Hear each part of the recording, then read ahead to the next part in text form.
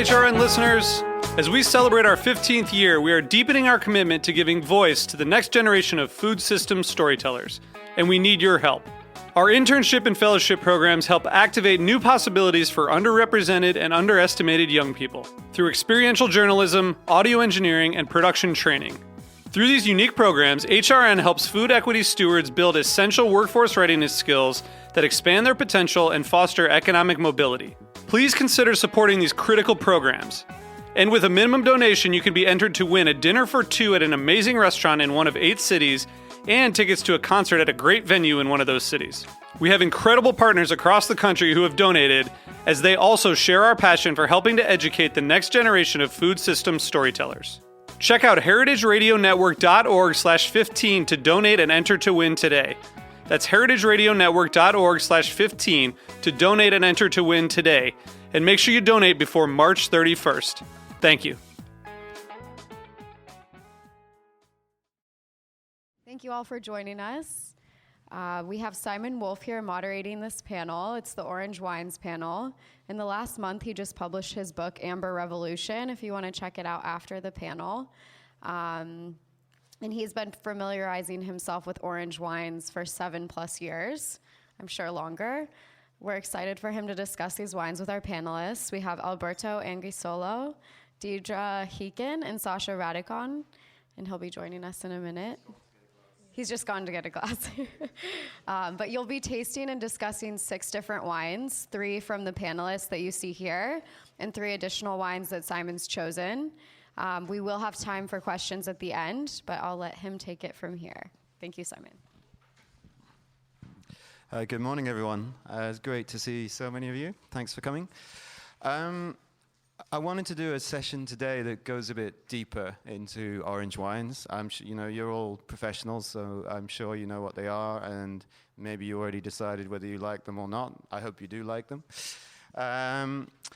My conceit this morning is to talk about how I think when you macerate white grapes, it actually allows them to express their variety and their terroir better than if you don't in many cases.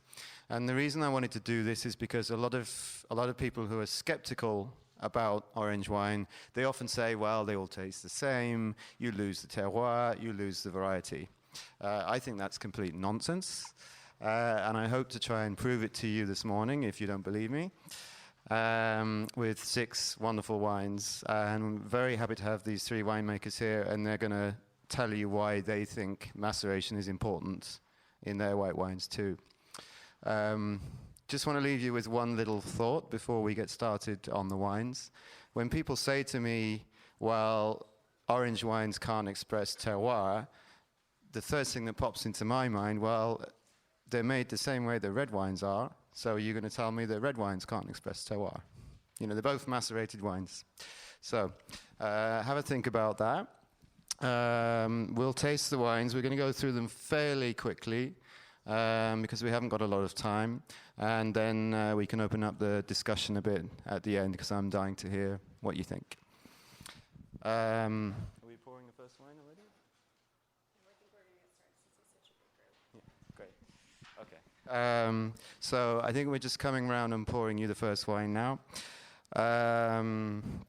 So I'm going to introduce the first wine. So I thought we'd start with a wine from Slovakia. Slovakia is a very, very interesting terroir for wine. It's right on the edges of what you would traditionally consider to be, within the acceptable range of latitude for wine production. So it's at about 48 degrees latitude. It's a pretty extreme continental climate. And for me, Slovakian wines, they often have a real kind of energy in the acidity. They often have these kind of quite exaggerated herbal flavors. They can even be a little bit strident. And I think the great thing with maceration, that just gives them a bit more of a basis to sit on. So the wine that we're pouring for you now is from Strekov, 1075. And Zsolt is here today. He's in the big room if you want to go and taste more of his wines later. This is his High On 2007. It's 100% Welsh Riesling. Welschriesling to me is a very interesting variety because I think it's actually a pretty dull variety when it's made as a conventional white wine. I'm not really a fan of it. But when you macerate it and include the skins, suddenly some magic happens. Suddenly it's got flavor, it's got aromas, and I think you can find that in this wine. Not sure if everybody has it yet, but if you don't, you will soon. So the High-On had 2 weeks of skin contact. I think there's no sulfur in this wine. Yeah, and as you can see, it's taken on a lot of color in that time.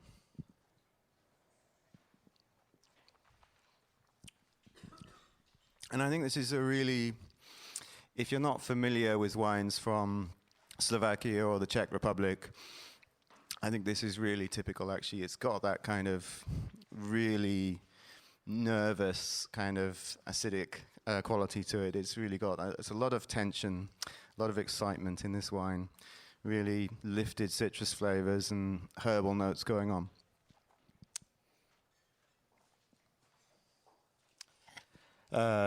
Just a little bit about the soil as well. It's a clay loam soil, which I think is a good thing for Welschriesling. Just gives a little bit more body, stops it becoming too lightweight. Okay. Did everybody get that wine already? Cool. Great. So this is where I wanted to start. What we're going to do for the next wine is I'll have Alberto from Casè introduce it and tell you a bit more about it. So we'll slowly move on to wine number 2. So Alberto, what I'd love you to just tell us all is, tell us a little about your Casè Bianco. Tell us about what's special about the varieties and the terroir, and I really want to hear about why maceration is such an important component in your wines. Thanks. Sorry, it's not so easy for me with this stuff. Can you hear me? Sorry, we make it this way. Thank you for coming. I'm Alberto. We are in the northwest of Italy, the northwest part of Emilia-Romagna, on a valley, the name is Trebbia Valley, between Piacenza and Genova. You will taste here a typical blend of our region. It's very typical. We have 4 main valleys, and in all these 4 valleys, this one is the normal blend that we made from a lot of years, with different name for each valley, but it's a choice. Inside here you will have 4 grapes. First of all, the big part is made by Malvasia aromatica di Candia. Like you know, there are different type of Malvasia. This one is aromatica di Candia, is tannics and aromatic a lot. But remains in the region because we have a lot of in the food, pork or fat food, and so also Malvasia with these tannins help you to clean your mouth. Other 3 grapes are Marsanne, is the same of Côte d'Ivoire, because we had a lot of influence from the French people, and it's the same latitude, exactly the same of Avignon, so remains in our region. Ortrugo, that is present only in Piacenza, that is flat and acid, and in the past the old people, they used to decrease the aromaticity and tannins of Malvasia, and then a little bit of Moscato, that is another aromatic grapes. What we can do in this case is 2016. The maturation we change. It's not always the same. It's not like a label. You need to understand which type of grape, the quality of the grapes, the weather, and in this case was 30 days, 1 month. Concrete inox, no sulfide, no filtration. Allora, the maceration in our region was tradition, absolutely tradition. Was the industry that in the last 50, 40 years, they have decided to convince the people and the winemaker that to have a wine, to eliminate, to start with the white vinification that in our region before didn't exist. Is only coming from France, in our region. I don't know the other, after they will speak. So I remember when I was child in Christmas time, wine that with color amber, very, very, like more or less the color was the same of the red wine sometimes. The reason is, you can imagine, you can make also a test, not now because we are not in the hardest time. So if you have next September or in Australia or in Chile, if you have the possibility to be near a vines, try to make the job. For example, we take some Malvasia, Sauvignon and Malvasia. Malvasia, you will taste, is very aromatic. Sauvignon, you know. If you try to eat the internal part, the liquid, we say pulp, the part that you have inside, and you put in your mouth, it's impossible to understand which is Sauvignon and which is Malvasia. Absolutely, try. Or which is Cabernet Sauvignon and which is Pinot Nero. If you use also the skin and you masticare, after some second, you will arrive, we say, per via retronasale, from this part, you will have some aroma, and you can understand very well which is Sauvignon and which is. So, like in all the fruit, the good part with the vitamins, tannins, natural conservant, the taste, the flavor is not inside. Inside the skin, you have only acid a little bit, sugar, and water. This is for reason that why we need to lose, why the industry has to lose this, to have a wine that is ready immediately, like a soft drink. December 2018, you have the wine of 2018. Impossible. With this type of wine, is impossible. You can have wine a little bit younger like this, or mine, but for example, Radikon is making wine that they need more time. They need, and are super natural. Why we need to lose this part that is and also imagine that if we lose this part, we lose also the terroir, a big part of the terroir. That we lose also with, but it's not the place to discuss, when you use the yeast that you buy, or the yeast with pied de couve, is the same. So we lose all the yeast that when you start and you make the pied de couve, you lose all the yeast apiculati that in the 2 days works. Simon, help me. What we can do? No, I think that's great. Thanks, Alberto. I think something I'd like to just add about this wine. I think this is a beautiful wine. You've got all these lovely kind of lifted, exotic aromatics. It's slightly floral, kind of slightly very, very ripe tropical fruit. And for me, that's always one of the magical things about skin maceration with these aromatic varieties, that it just kind of pumps up the volume a little bit and fleshes it out. The last thing, in the Malvasia, with the skin contact after some months, some year in bottles, you can understand very well, for example, the mint and the salvia. Sage. If you have on the skin contact, it's not so easy. In this case, it's very clear. Unfortunately, sometimes you need time in bottle. Great. I have to say, I really love this wine. It's so much complexity here. You know, if you take these varieties and just make it as a fresh white wine, you get something that's enjoyable. But I think here you have real complexity, some herbal notes, some kind of hay, all kinds of things going on. Thanks very much, Alberto. So we'll move slowly on to wine number 3, if we can start pouring that. So the third wine today, we're heading to Slovenia now. It's a winemaker called Uroš Klabjan. He's also in the main room today. Uroš and I we were speaking about the way he makes his wines actually just last night, and he said to me, Simon, you know, I don't make any fresh white wines because that's not traditional in our region. That's not what we do. You know, we never did this, so it's not what I want to do. So he makes 2 different Malvasias, not the same Malvasia that they have in Emilia-Romagna. So Klabjan is located in the Slovenian part of Istria, so Istra. He's quite near the Adriatic Sea, so he's not right on the coast, but he's definitely got some coastal influence in his wine. And the variety they have there is Malvasia istriana. So it's originally from that region, or possibly a little bit further down in the Croatian part.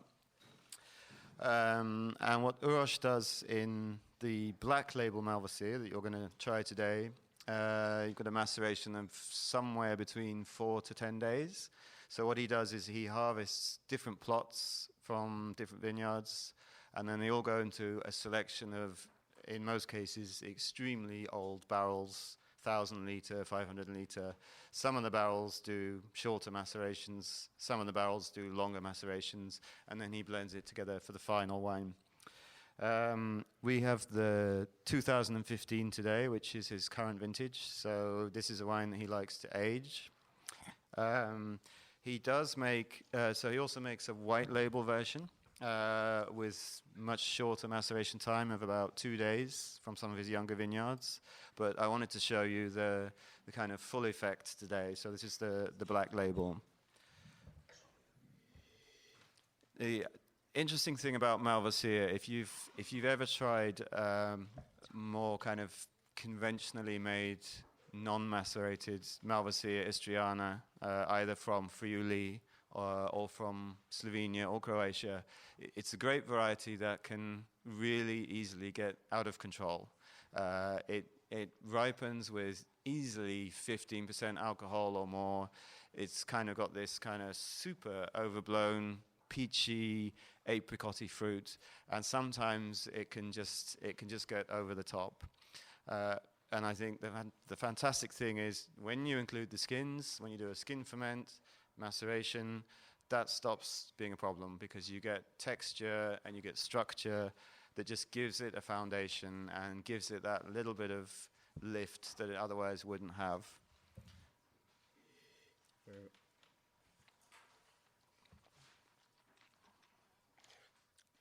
So I think you've got this really wonderful, quite concentrated, almost dried apricot fruit in this wine.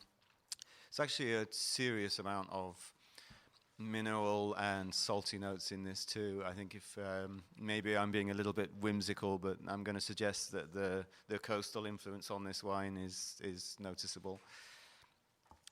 And I think I really appreciate that Uroš releases this wine when it's 3 years old. So you can feel that nice grip, that nice structure, but it's not strident. You know, it's not. To me, there's nothing kind of bitter or angular about this wine. It's got superb balance.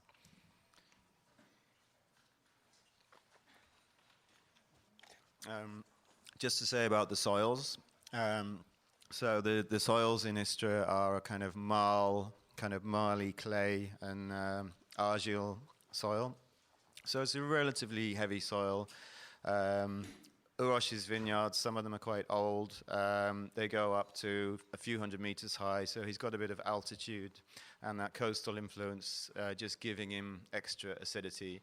Because if you go and have a Malvasia from the flat part of Friuli, Colli Orientali or something like that, I mean, they just get overblown. And I think what I really appreciate in this wine is it's in balance. You know, I think it's quite high on the alcohol. I didn't actually check the label earlier, but it's just got those lovely kind of salty textured notes just to keep it in balance. Okay, so I feel like I'm rushing a bit, so apologies, but that means we'll have more time to discuss and have questions at the end. For the next wine, I'm delighted that we've got Deirdre here from La Garagista. I just want to say Deirdre's probably one of the first people who really made a case for making wine in Vermont, which is a very cold climate for when it comes to grape growing. She's pioneered so many things up there. So Deirdre, tell us about your wine and tell us about, stop me if I'm wrong here, but tell us about, I think you made the decision that you macerate all of your white grapes. I do. And instead of saying I've lost my voice, I'm going to say that I'm getting my voice back. So I apologize. Well, first of all, I just want to say that this is kind of crazy and incredible to be showing this wine among these other wines that are all based on tradition, because where I come from and where I make wine, there is no tradition. We're still figuring it out. In my background, I had an opportunity early in my life to live and work in Italy. So my Venus education was very well informed by Italian wine. And one of the things when I started making wine in Vermont that I realized about these varieties, and the varieties that we work with, I call cold hardy alpine varieties. You may also know them as hybrids. And what they are crosses between Vitis vinifera and what grows wild here in the northern United States or North America. And they're very intricate Baroque crossings to be able to grow and make wine from varieties that can withstand extreme conditions like our winters. I'm losing my track a little bit, so maybe I'll just get straight into the wine. Well, I guess one of the things that I noticed about working with these varieties is that they are very tenacious with their juice. So as a way to begin working with them, I thought doing maceration, and I realized that maceration would be a way to be able to extract more of the juice, because if you just went directly into the press, you just wouldn't get anything, and you'd have all these beautiful berries that you couldn't realize.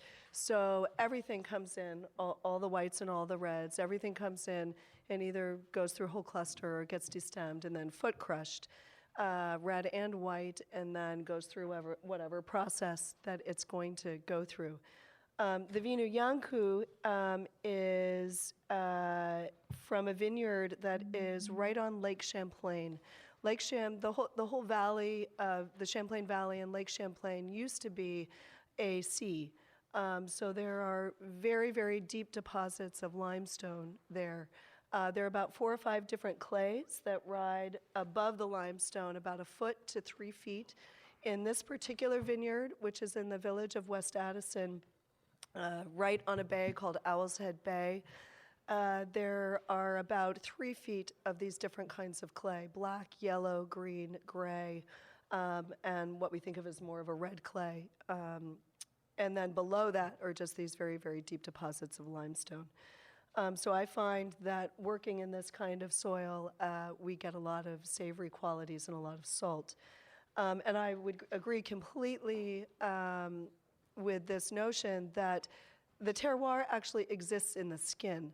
For us, with this particular wine, this particular vineyard, it's a wild vineyard. We work with the wildflowers in terms of our agriculture, and we are able to do something very, very unusual, which is allow the wildflowers to grow up into the canopy with the fruit. In our climate, that is kind of not heard of, because we have a lot of humidity, and you usually want to keep the undergrowth, the understory, away from the fruit and the leaves in terms of protecting the grapes from disease and rot. But for us, we found that the wildflowers that were growing in the vineyard actually were protecting the grapes themselves, because they had antifungal and antimicrobial properties. And the essential oils that surrounded the fruit allowed them to remain clean throughout the season, even if we had rain or we had high humidity and high heat. So the kinds of wildflowers we have are things like purple aster, goldenrod, daisy fleabane, wild mint, wild carrot, and it's constantly changing and evolving, so it'll be interesting to see how the wine changes and evolves with the kinds of flowers that are making contact with the fruit. For me, that is what I would consider our Vermont Garrigue or Maquis. I think it informs the wine incredibly.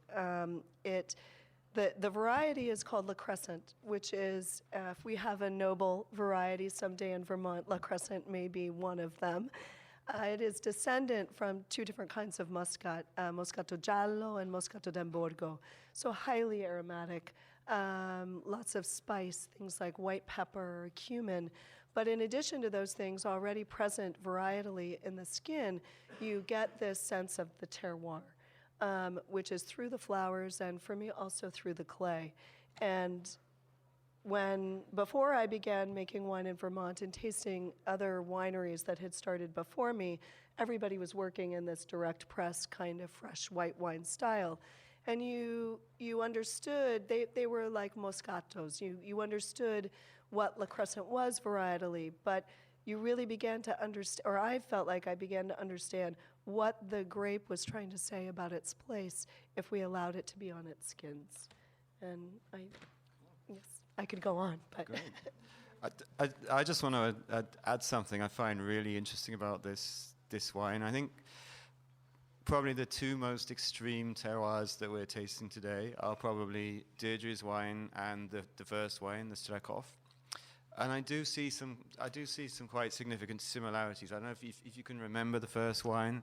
Like both of these wines from terroirs that have quite extreme cold as well as sun, you get these kind of more exaggerated herbaceous qualities, I think, and kind of this what I call a kind of certain nervosity. Yes. And that it's really striking me now. I'm tasting this, and I'm thinking back to Hyon. Yes, and I guess maybe I might add just technically, this is a 2016 vintage. It was on the skins for about 6.5 weeks. It varies for me every year. It depends on the vintage, how long we keep it on the skins, but it can range anywhere from 4 to 9 weeks so far. It may be longer or shorter in the future, but. Fantastic. Thanks so much, Deirdre. So we'll start moving on to the fifth wine. So I wanted to show you, so we've had a wine from a very cool climate part of the US. Now we'll go to the other extreme, and let's have a taste of the Grenache Blanc made in amphora from Ambith. So Ambith are based in Paso Robles, very, very hot part of California. This specific wine, the Grenache Blanc, is actually from a vineyard in Santa Barbara. Again, there's just a little bit more coastal influence in Santa Barbara, which I think helps rein this in nicely.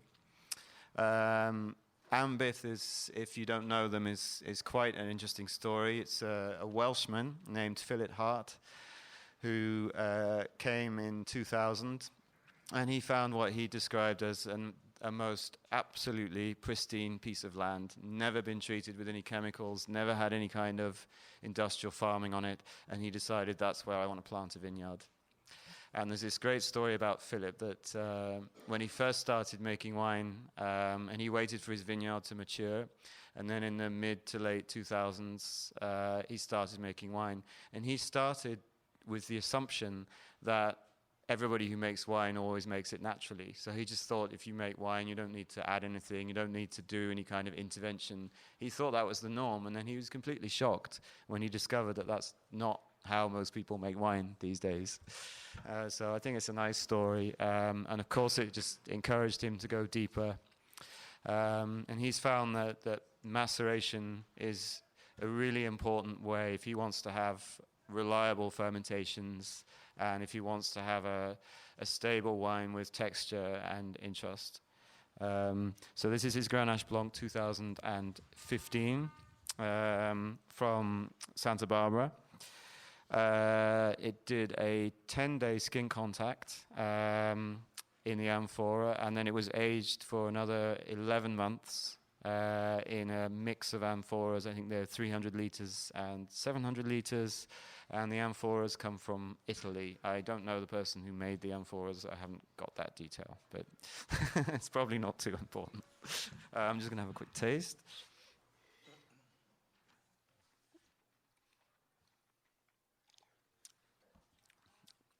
What I really like about this wine is the texture. I love that kind of nice chewiness, kind of a little bit of hint of spiced honey. It's a real texture wine.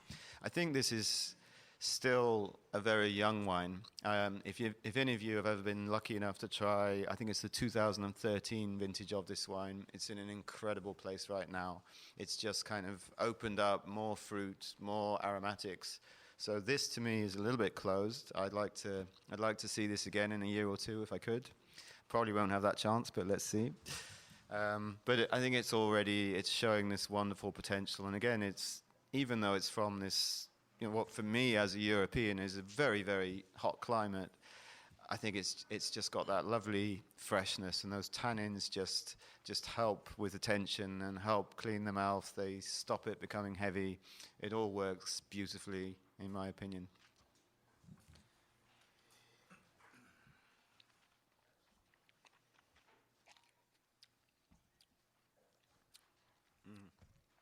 I'm trying to stop myself just sitting here and enjoying this, but instead, we'll move on. So the last wine comes from Saša Radikon, who probably needs no introduction. So if there's one family that helped put orange wines on the map again after this style was completely forgotten, then it's the Radikons. So I'm super happy to have Saša with us today. Saša, tell us why maceration helps you express your terroir and this wonderful Ribolla Gialla variety that for me is the king of macerated wines. Yeah, thank you, and thank you for coming for this tasting. It's interesting, but I think that why orange wines? I mean, I don't know any other type of wine. That's for me the wine we should have. But it's interesting how the world changed in the last 10 years, and this is even thanks to the people who drink these wines. And I see in every single restaurant I go in around the world, you now find basically a list with orange wines, and at least they have some orange wines. And this is something which 10 years ago, when I started to come to US, it doesn't happen. It was difficult even to explain what orange wine is, and this is very nice, because now we can drink better, and this is a very good thing. Orange wine, the skins are the most important part of the grapes, and I think they say a lot of the nice things, and I can't really imagine Ribolla without skin contact. I had the taste of that, but I can't really imagine, because I know the grape, and I know the grape, and I exactly know if there's no skin contact on Ribolla in particular, you will have a easy, soft, but basically unsensed wine. And Ribolla have very thick skin, and this is why we start really to think about this. My father starts more than 20 years ago to make this skin contact, to make these things again. It was really very old techniques. We know that everybody was making orange wines before enologists come. Then it was normal for that period. It probably was more difficult. Probably the wines was not like this, but. I think that it's really important to, if you want to have a good Ribolla, you should make a skin contact, because otherwise you lose the biggest part of the skins and of the grape by itself. And you can imagine that even the grappa producers, they used to pay almost a double price for the skins of Ribolla instead of all the others, because they exactly know that in that skins there's a lot of new things, a lot of good things for the grappa. And after all the years we are making orange wines, we are experimenting a lot. We even now we don't know. I think we don't know nothing about them, but we still experiment. We still try to understand how can be the next vintage, and how can be the new wave. And but I think with the long skin contact, the focus is, for me, it's many times with this wine, it is the period which the skins are in contact with wine. And when we have alcohol in contact with the skins, that's a nice thing, because you extract a little bit more.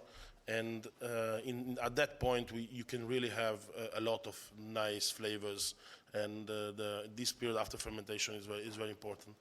And that's what's happening now. Then we have Ribolla still on the skins and waiting for us I close everything just a few days before I leave because it's full, it's there, it's with contact with skin, but completely submerged in wine. And this morning I was talking with the guys because I was missing a little bit my wines. Then I was talking to the guys, how it's going, how everything is okay. They say, yeah, don't be afraid, that's okay. Another few days and then I go back. And this is, the skins are every fruit have the best part is in the skins, and why we should lose this for white wines. And thank you. I think one of the things that absolutely fascinates me about Ribolla Gialla, I remember one of the first times I met Saša and his dad, they were telling me, you realize that the skins of Ribolla Gialla are so thick that you couldn't actually press them. People had so many problems pressing Ribolla Gialla back in the day when they had old beam presses. You basically had to macerate it, or it would just jam the press. And I think the other thing, as Saša says, if you take Ribolla Gialla and you press immediately and throw away the skins, you get acidity, probably depends on what kind of yeast you use. Maybe you get some kind of floral stuff, but it's really not a very complex or interesting wine. But suddenly, with this maceration, it's incredible. You get honey notes, you get herbal notes. I always think it's not a grape variety that's really about fruit, but it's got so many other things. Spices. It's really regal. Yeah. And again, this is your 2012. For me, this is a wine. It's right at the beginning of a long journey. This is going to be really interesting 5-10 years from now, I think. I think yes. You can come back and we taste together. Okay. So these are 6 wines from very different terroirs, different soils, different grape varieties. I think they've shown you a tiny, tiny little bit of the variety that macerated wines can have, and hopefully they've shown you how expressive these wines are of the raw material that comes out of the vineyard.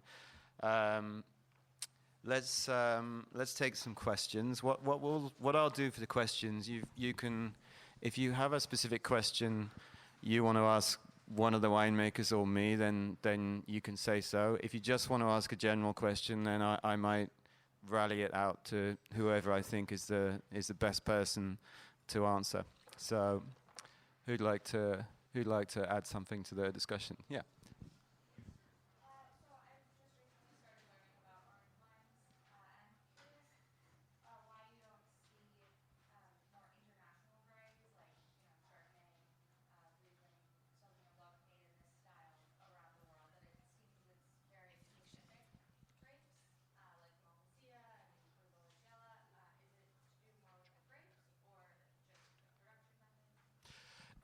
I think there are plenty of orange wines out there that are made from international varieties. So in fact, in Slovenia, there's quite a few producers making macerated Chardonnay. In fact, Radikon's Slatnik blend and Oslavia blend, both international varieties. So it just comes down to what people have in their vineyards and what's typical for that region, I think. And also don't forget, a lot of these wines are blends, so it might not be immediately obvious. Alberto, you wanted to add something to this? Can I try? Yeah, please. Yeah. For me, I speak with the voice. Allora, naturally, is more simple. Sorry for my English. It's more simple in the region in which. For example, but there are people like in the north of France, like for example, my mind there is Sébastien Riffaut in the north of that is making maceration with the Sauvignon. Certainly, it's not so simple. Why? For one reason, I said before, France arrived with the white vinification and the industry takes and arrived in Italy. Because you were at the limit of the wine, della coltivazione della vite. The cultivation of the You were, because now the weather is changing. It's changed a lot. Yeah, right. But in Champagne, the skin are not so, sometimes they don't know the skin. because are full of, sometimes were full of mushroom, botrytis, okay? So they were absolutely intelligent to say, okay, we eliminate immediately. Right.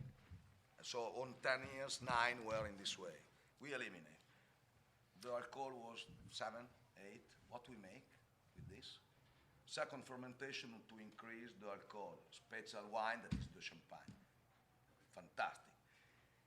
But now that the weather is changing, but this is, Sébastien Riffaut is the example of the, if you can maintain in this vintage, in this place, the skin contact, the skin inside the wine, you have more. But it's like all the fruit, if you can imagine, the fruit is, the best is in the skin, the best. But there is a reason, no? I understand, you understand me when I say the wine vinification is not terrible. Was born because there was a reason.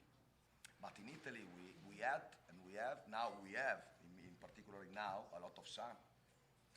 I am at 600 meters, but I had a lot of sun during the day. Yeah, Alberto, you make Why lose this opportunity? Right, and he makes a really good point about how wines in, say, Champagne developed in an area that was wetter, colder, more rain, that the skins would be compromised during the growing season, especially if you were trying to work organically. Second fermentation or sparkling makes it is the easiest way to correct a wine naturally, because it will eat. That second fermentation will eat all the bacteria. So that's very interesting to me that you say that. That's not at all what you asked, but it is a really interesting point that these areas maybe that have, even in an area like ours, which is known for some rain, humidity, and cold, we have a lot of sun. It gets very, very hot. The vineyard that this is from, I mean, we make another wine in this vineyard that's a red wine, but we actually wait for half the bunch to raisinate because there is so much heat, and that has led us to a particular kind of wine that we make from that vineyard because of that. So that, I think, is very intriguing. Yeah. Thanks. Let's take another question. Anyone? You're all very shy this morning. No? Yes, at the back. I love your bottling, love your bottles. I think that I wonder why you didn't bottle 750s for your terroir. Just a random question. Is there any principle behind your bottling? I think they're very interesting that there's some functional. Yeah. The principal reason is that many times happens that we sit down on the table in a restaurant and you are two people, you start to talk and you start to drink a little bit of wine, and when the main course comes, you are out of wine. Then we need more. That's. I think, wasn't it Eddie Cante who said to your dad, you know, the 1 liter bottle is the perfect size for 2 people if one of them isn't drinking. That's true. Now, there's even another reason. But we was in that period we was researching which cork we can have, and we was asking to cork producers which is the best cork they can give us, and we realized that these small corks, they are a little bit better because they are growing on the hills where it's a little bit less humidity, and less humidity means less fungus, then less problems. But it is too small to use for a classic bottle. It's too thin. Then we reduce the neck of the bottle for first, and then the proportion between the cork and wine in the liter bottle is the same like in the Magnum. Then because the Magnum is the best aging for wine, and we always age the wines very long, I think having the best bottle is something important. And then we have the liter bottle, which is the best aging for wine. We age the wines for 2 years then. This is why we start with that. And after that, the half liter bonds, because sometimes, only sometimes, 1 bottle, 1 liter, and 1 person can be too much. I'm really curious if anybody wants to contest the notion of terroir that we're talking about here. Does anybody feel that these wines are not expressing what you want them to express? Be brave. No? Okay, well, that was easy.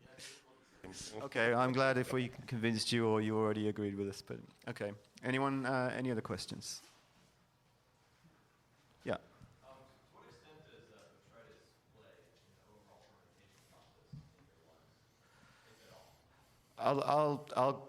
I'll give my version, and then maybe these guys will jump in as well. I think it's very, very different from winemaker to winemaker. So, for example, I think Saša, you don't particularly look for botrytis, but Me in particular, I don't like a lot the botrytis, but it's more connected to the thing that I'm trying to do the wines without sulfur, and I think botrytis have a lot of bacteria and things like that, and then basically it's not possible to do the vinification completely without sulfur if you have botrytis on it. but there are. That's not the religion. I mean, we did it in 2014 because of the rain. We had some botrytis, and I was using some sulfur. That's it. So I think it's a very personal decision. So there's some other people in Saša's region. I mean, the Gravners and Damian Podversic, they both quite like working with botrytis, but then again, they're also typically using some sulfur in their wines. So I think it's very much a personal decision. Varies from region to region. Some grape varieties work well with it, others don't. Yeah, so you speak to 10 winemakers, you'll get 10 different answers to your question, I think. I mean, it adds, it adds obviously, a certain richness, kind of more tertiary flavors, and I think probably just like everything that gets amplified when you macerate. So some people like that, other people don't. I guess as a follow-on question, to what extent do you all use spontaneous fermentation versus selected yeast? So I think everybody that's making traditional style orange wines is fermenting spontaneously. And actually it was Saša that told me a few years ago, I think that if you're not using spontaneous fermentation, then you're going to end up muting the characteristic of what's in the skins. Yeah. So there's not much point in using them. Yeah. Good answer. Yes, exactly. So I think I have tasted 2 or 3 so-called orange wines that were made with selected yeasts from larger, kind of more mainstream producers who wanted to dip a toe in the water. In my opinion, they weren't very successful because they were sort of, rather namby-pamby orange wines, if you will. They didn't really start to get the characteristics that you expect. Yes, and I think part of that is because selected yeasts move much faster. You wouldn't be allowed, you wouldn't have the time to let the wine sit on the skins unless you were doing a post-fermentation maceration. But, with selected yeast, you aren't typically, I mean, I've never used it, but my understanding is that your fermentation would be done in about a week. So that's a kind of a different story. You wouldn't be able to collect that. That's actually, that actually touches on quite an interesting point, because quite a lot of the winemakers who are working in this style are not at all scared if you have a fermentation that takes months. Right. Whereas if you take white grapes and get rid of the skins and you leave them sitting there for months, then that you could have some problems. Yes, absolutely. I think what Alberto said before, it was nice, because about yeasts, it's the beginning of the fermentation. When you have a spontaneous fermentation, you have this what everybody call bad yeasts, but they are still taking out some flavors from the skins. The apiculati, I don't know how to call it. They take a lot of nice flavors out from the skins and from the grapes. If you add something, you will not have all that part. And it's kind of bad if you if you add it. It's changing everything. Then the rules are changing. Then it's too fast. It's too direct, and you lose a part of the flavors. It should be a little bit of VA, should be a little bit of different kind of flavors to be in different flavors in the same in the grapes, and in only few of these yeast they can extract, and then if you go straight to the Cerevisia, it's kind of difficult. They leave a message. In the first 2 days, they leave a message. They dead with 3 of alcohol, 4 of alcohol, 5 of alcohol, but they leave a message in the wine. But a lot of natural, can I say, natural producer, they say, my pied de cuve. So pied de cuve you have only Saccharomyces cerevisiae, only the second part, the yeast that are able to resist to the alcohol of the bread. But you lose the terroir, you lose, they leave a message, and you lose this message. This is my goodness. This is a discussion that we could carry on for hours about the whole pied de cuve or not thing. This is such a huge topic. I'm gonna to avoid we could literally be here for a day, I think. I just wanted to see, maybe we'll take one more question. Oh no, immediately we've got loads. Oh, hang on, Remy. Yeah. One thing I'm wondering is if the question of terroir expression might be just tied to experience in tasters and producers in a certain way. And it's thinking of stuff like coffee.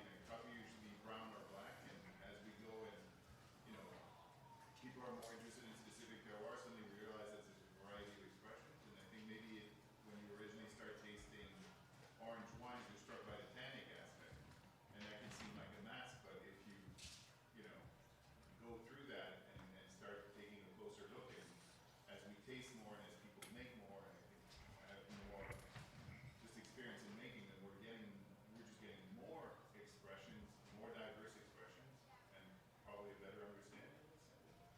I think that's very, very true, actually. And I think it's normally when you first encounter anything, a style of wine itself, a style of music, a style of films, at first, everything in that style seems a little bit the same. Like I often say to people, people who say all orange wines taste the same, some of us might say all hip-hop sounds the same. And it does, if you don't know it and you haven't explored it. And you need to go a bit deeper into it, and then you start seeing all the nuances and the differences. And a lot of, maybe some of you have had this experience when you first tried wine, however many years or decades ago, all wine kind of tastes, it tastes nice. It tastes fruity, But then after a while, you start to focus in. And so I think most of us don't have so much experience with orange wines yet. We have, if we're lucky, we have 10, 15, 20 years at the absolute outside. But so, yeah, I think that's a very, very good point. It takes time. I'll draw things to a close. So thank you so much for coming. I hope you found it interesting. Just to say, thank you so much to you guys for being a part of it.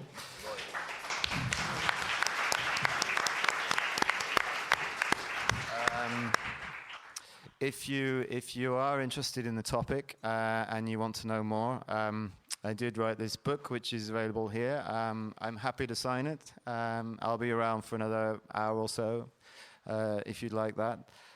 I think that's it. Thanks very much.